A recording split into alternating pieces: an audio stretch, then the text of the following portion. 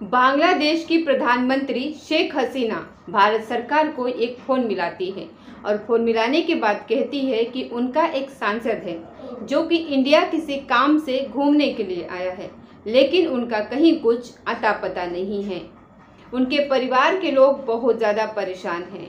जैसे ही भारत सरकार को ये फ़ोन आता है, उसके बाद भारत सरकार इसमें बड़ी सक्रिय हो जाती है। सीआईडी और एसडीएम का गठन किया जाता है। साथ ही कहा जाता है कि जितने भी जल्दी हो सके इस सांसद का पता लगाने में अहम भूमिका निभाई जाए।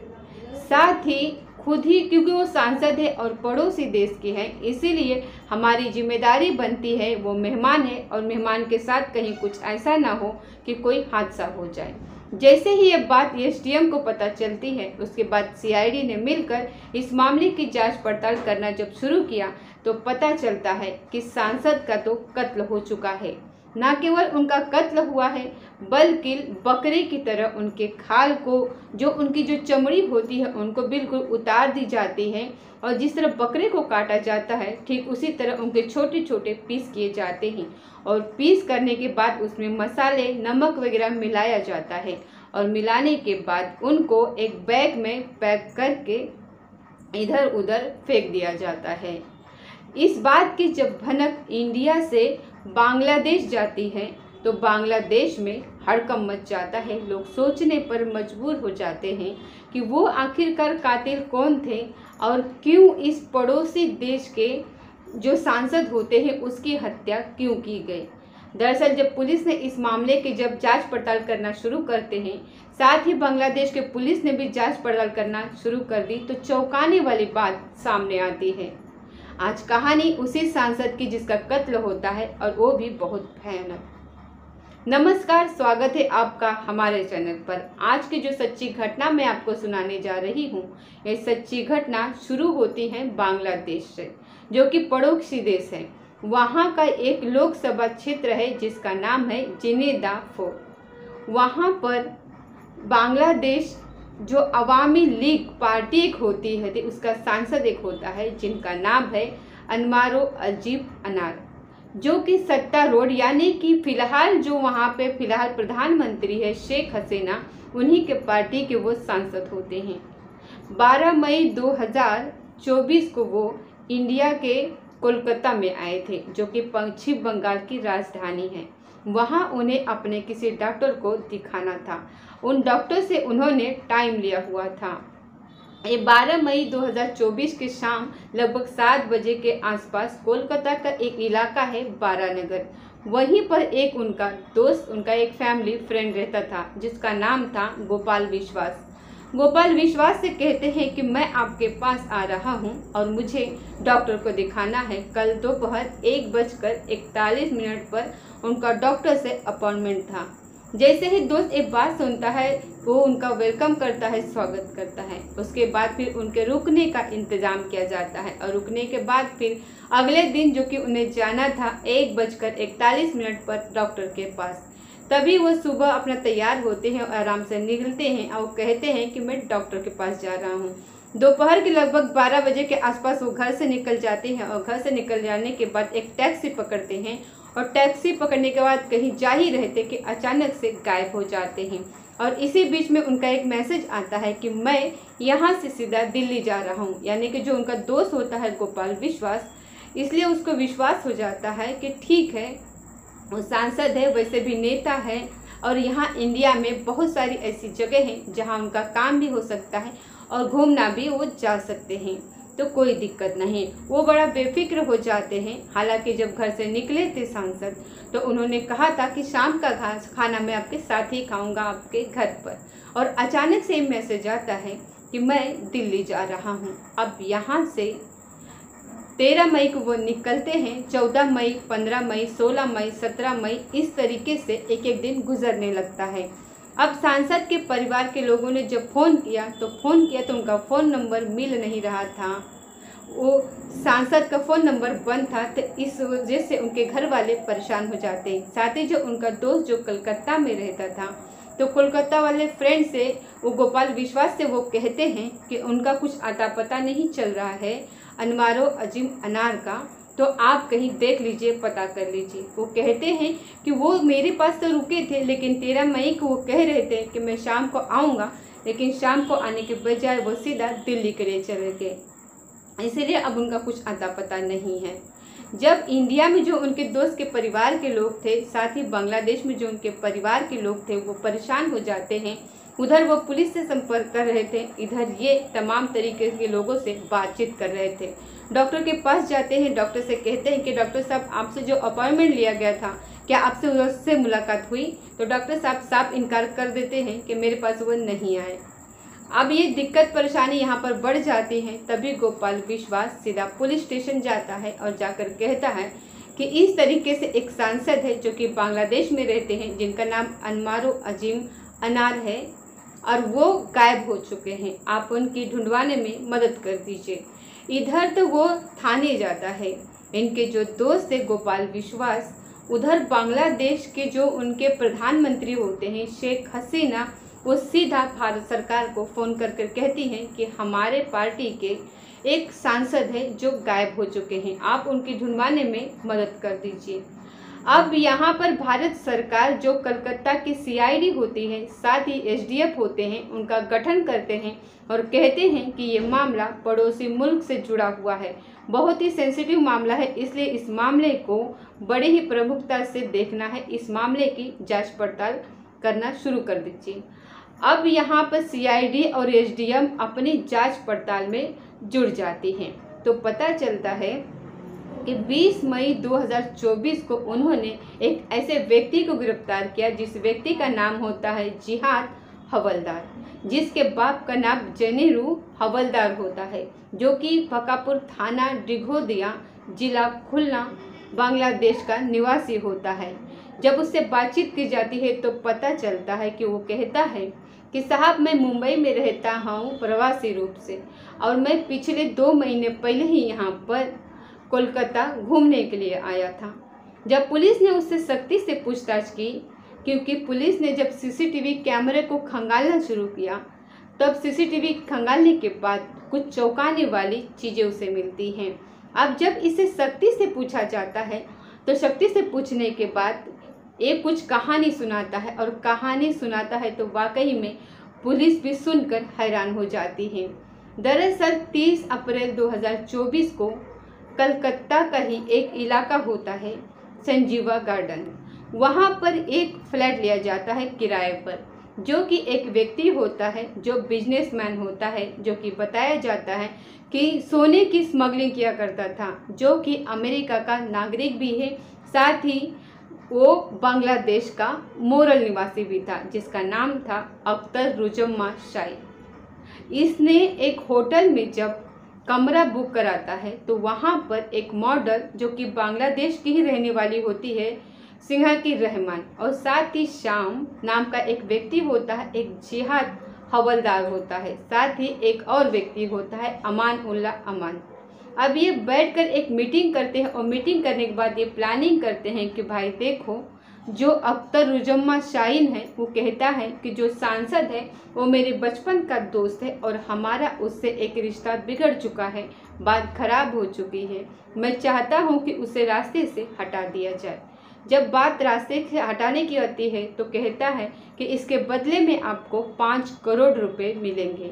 यानी कि 5 करोड़ रुपए की रकम सुनने के बाद वो जो भी लोग उस कमरे में शामिल होते हैं, सबकी आंखें खुली की खुली रह जाती हैं, और ये तय हो जाता है कि ठीक है, आप जैसा कहेंगे वैसा होगा। अब ये जो शाहीन होता है, इसको पूरी जानकारी थी कि वो कब इंडिया आ सकता है, कब आता है, कब जाता है, क्योंकि वो बचपन का दोस्त भी था और बिजनेस पार्टनर भी था। अब इसी बात को देखते हुए जब सांसद 12 मई को यहाँ आए थे, तो 12 मई को आने के बाद, क्योंकि इसमें एक मॉडल जो बहुत खूबसूरत लड़की होती है उसको भी शामिल किया जाता है, उसका इस्तेमाल किया जाता है हनी टैग के रूप में। और जिस रास्ते से वो डॉक्टर के पास जा रहा था, जिसका नाम होता है अम्मारो अजीम अनार, वो सांसद जब सांसद डॉक्टर के पास जा रहा था तो अचानक से उसके सामने ये जो लड़की होती है शांति रहमान मॉडल, वो अचानक से मिल जाती है और सांसद ने उसे देखा तो उसने पूछा कि तुम यहाँ क्या कर रही हो, क्योंकि वो बांग्लादेश की ही मॉडल थी और ये बांग्लादेश का सांसद था। पड़ोसी देश में पड़ोसी इलाके में दूर दराज कहीं मिल जाते हैं अपने ही इलाके के लोग, तो उनसे एक अलग तरीके का मेल मिलाप होता है, अलग तरीके से बातचीत होती है। वो उसे देखकर खुश हो जाते हैं, वो उसको देखकर खुश हो जाता है। सांसद बताता है कि मैं यहाँ किसी डॉक्टर के पास आया था और वो कहती है कि मैं यहीं पर रुकी हूँ, अगर आपको कोई एतराज़ ना हो तो क्यों ना कमरे पर चला जाए। तो वो कमरे पर चलने का कुछ बहाना दिया जाता है। वो मॉडल इस सांसद को अपने साथ लेकर चली जाती है।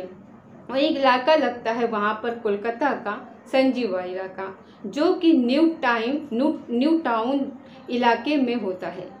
वहाँ जाने के बाद जैसे ही ये मॉडल उस सांसद के साथ कमरे में प्रवेश करती है तो पहले से वहाँ पर अमान शाम मुस्तफीद और जिहाद हवलदार ये पहले से वहाँ पर मौजूद होते हैं।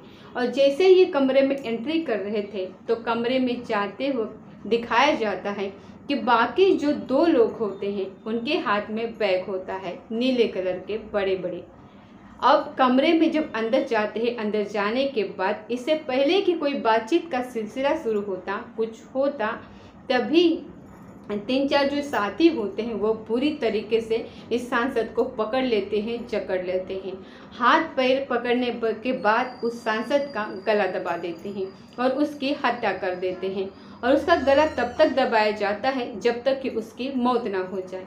जैसे ही उसकी मौत हो जाती है उसके बाद वो कहते हैं कि यहाँ से निकाल पाना बहुत मुश्किल है, क्योंकि ये होटल है और होटल में सीसीटीवी कैमरे भी लगे हुए हैं। अब यहाँ से कुछ ऐसी प्लानिंग करते हैं जिससे लाश यहाँ से गायब हो जाए और किसी को इस बात का एहसास भी ना हो, क्योंकि जो जिहाद हवलदार होता है वो पेशेवर कसाई होता है और मुंबई में रहता है।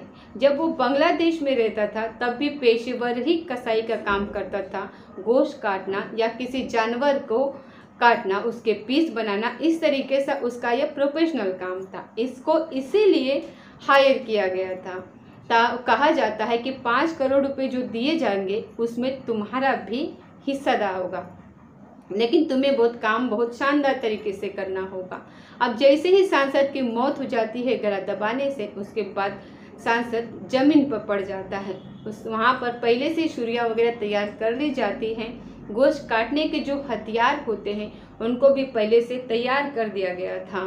और इस जिहाद हवलदार ने उस सांसद की जो चमड़ी थी, पहले चमड़ी को पूरी तरीके से उतार लेता है, क्योंकि अगर ये कभी लाश किसी को मिल जाए या इसके शव के टुकड़े मिल जाए तो कभी इसकी शिनाख्त ना हो पाए, पहचान ना हो पाए। इसीलिए उसकी जो चमड़ी को बिल्कुल अलग करते हैं और अलग करने के बाद उसके शरीर के छोटे छोटे टुकड़े किए जाते हैं। टुकड़े करने के बाद उसमें कुछ मसाले मिलाए जाते हैं, नमक मिलाया जाता है। उस मसाले और नमक मिलाने का मकसद सिर्फ यही था ताकि इस लाश के पीस जहाँ भी फेंके जाए, ये टुकड़े फेंके जाएंगे, वो जितने जल्दी हो सके गल जाए।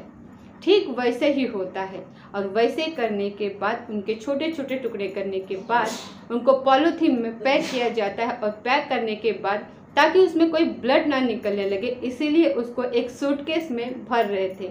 तो सूटकेस में पहले पॉलीथीन में पैक करने के बाद 2 सूटकेस में उनको आराम से पैक कर देते हैं और यहाँ से निकल जाते हैं। अब इन्हें जिम्मेदारी दी जाती है कि जो पुलिस होती है उनको जिम्मेदारी दी जाती है कि वो विभिन्न परिवहन, विभिन्न मार्गों से, विभिन्न गाड़ियों से, साधनों से वो अलग अलग जाएंगे और उन पीसों को जहाँ भी मन करेगा वहाँ उनको फेंक देंगे, डिस्ट्रॉय कर देंगे, ताकि ये जो टुकड़े हैं लाश के वो कभी भी किसी को मिल ही ना पाए। इसीलिए इन्होंने कोलकाता के जो आसपास का इलाका था उसको चुना। साथ ही भांगर के कृष्णावती एक इलाका होता है, उस इलाकों को चुना और वहाँ पर जो भी पॉलीथीन बनाई थी उन पॉलीथीन को वहाँ पर ले आकर फेंक दिया जाता है। अब चाहे उसका जानवर इस्तेमाल करे या फिर कोई ऐसी चीज़ का इस्तेमाल किया गया होगा ताकि जितनी जल्दी हो सके वो जो वहाँ लाश के टुकड़े थे वो बिल्कुल ख़त्म हो जाए, ताकि लाश किसी को मिल ना पाए। अब जो मॉडल होती है वो मॉडल 15 मई को अमान के साथ वहाँ से मुस्तफ़ा एक होता है उसके साथ और साथ ही शाम इनके साथ निकल जाती है बांग्लादेश। और यहाँ पर क्योंकि ये अप्रवासी था यो जिहाद हवलदार, तो वो यहीं रुक जाता है और ये लोग बांग्लादेश निकल जाते हैं। और ये यहाँ पर रुकने के बाद आराम से घूम रहा था। लेकिन उधर जो सांसद है वो अपने घर नहीं पहुँचता, वो वापस अपने दोस्त के पास नहीं पहुँचता और संपर्क टूट जाता है। 19 मई 2024 से उसका मोबाइल पूरी तरीके से बंद हो जाता है। हालांकि इस बीच में जो उसका फ़ोन था वो कोई और ही इस्तेमाल कर रहा था। 13 मई 2024 को जैसे ही डॉक्टर्स का अपॉइंटमेंट था जिस दिन, उसी दिन बताया जाता है कि हत्या कर दी जाती है। उसी दिन उसके शव के टुकड़े भी कर दिए जाते हैं। अब जो मेन मुख्य आरोपी होता है, जो इस सांसद का बचपन का दोस्त होता है, अख्तर रुजम्मा शाहिद, जो कि बताया जाता है कि वो सोने की तस्करी किया करता था, जिसको लगभग 100 करोड़ रुपए का लेन देन का मामला था। इसी बात से सांसद से इसका विवाद चल रहा था, रंजिश चल रही थी और इसके लिए उसने अपने जो मॉडल दोस्त होती है उसका सहारा लेता है और इस घटनाक्रम को अंजाम देता है। ये 10 मई को यहाँ से चला जाता है क्योंकि इसका जो पैसे का मामला था, पैसे का लेन देन करता है, पैसे में सब कुछ काम करता है। 10 मई 2024 को ये सीधा बांग्लादेश जाता है। बांग्लादेश से 18 मई को नेपाल निकल जाता है। और जब ये मामला ज़्यादा हाईलाइट होने लगता है, परिवार के लोग लगातार अखबार में और पुलिस में और नेताओं से संपर्क कर रहे थे, तो उसने सोचा कि यहाँ से निकलने में ही फ़ायदा है। इसे वो नेपाल का रास्ता पकड़ता है और 21 मई को वो दुबई पहुँच जाता है नेपाल से। और 21 मई के बाद अगले दिन यानी कि 22 मई 2024 को वो सीधा अमेरिका पहुँच जाता है, क्योंकि उसको अमेरिका की भी नागरिकता मिली हुई थी। अब पुलिस ने जब इस जो व्यक्ति होता है, इंडिया की जो पुलिस होती है, वो जिहाद हवलदार जो के हफ्ते चढ़ जाता है पुलिस की, और ये संपर्क करते हैं बांग्लादेश के पुलिस से और उनसे कहते हैं कि कुछ इस तरीके से नाम लिए जाते हैं। तभी ये जो मॉडल होती है, इस मॉडल को जो साथ में जो इसके साथ जो जिसने दिया था, वो बांग्लादेश की पुलिस ने उन सबको गिरफ्तार किया। और गिरफ्तार करने के बाद अब उन जगहों पर लेकर जा रहे थे जो लाश के जहाँ पर टुकड़े पॉलीथीन में पैक करके फेंके गए थे। अभी हालांकि पुलिस ने इस घटनाक्रम का पूरी तरह से खुलासा नहीं किया है, लेकिन जिस तरीके से मीडिया में ये रिपोर्ट चल रही है उससे ये साफ जाहिर हो चुका है कि 100 करोड़ रुपए के सोने के लेन देन को लेकर सांसद की उसी के बचपन के दोस्त, जिसका नाम अख्तर रुजम्मा शाहिद, इसने अपने कुछ साथियों से मिलके, जो कि सभी के सभी साथी बांग्लादेश के ही रहने वाले थे, लेकिन उन्होंने जिस तरीके से हत्याकांड को अंजाम दिया वो वाकई अपने आप में बहुत भयानक होता है। न केवल उस सांसद की चमड़ी निकलवाई जाती है, बल्कि चमड़ी निकलवाने के बाद उसके शरीर के छोटे छोटे टुकड़े करने के बाद पॉलीथीन में पैक किए, उसके बाद सूटकेस में पैक करने के बाद जगह जगह फेंकवा देते हैं। अभी शायद इस घटना में अन्य बहुत तरीके से खुलासे हो सकते हैं और जैसे ही होंगे मैं इस कहानी के माध्यम से आप लोगों तक इसको आप तक पहुंचाने की कोशिश करूंगी। दोस्तों, इस पूरी घटनाक्रम को सुनाने का उद्देश्य किसी को परेशान करना नहीं, किसी का दिल दुखाना नहीं, बल्कि आपको जागरूक करना है, आपको सचेत करना है। दोस्तों, आपको ये कहानी अच्छी लगी होगी तो आप अब जहाँ से इस वक्त ये वीडियो देख रहे हैं वहाँ से अपने शहर का नाम और अपना खुद का नाम भी मेंशन कमेंट में कर दीजिए, ताकि मैं अगले वीडियो में अगली सच्ची घटना जो मैं आपको सुनाऊं तो उसमें मैं आपका शहर का नाम और आपका नाम मेंशन कर सकूं। तो मिलते हैं किसी और वीडियो के साथ, सच्ची घटना के साथ। तब तक जय हिंद, जय भारत।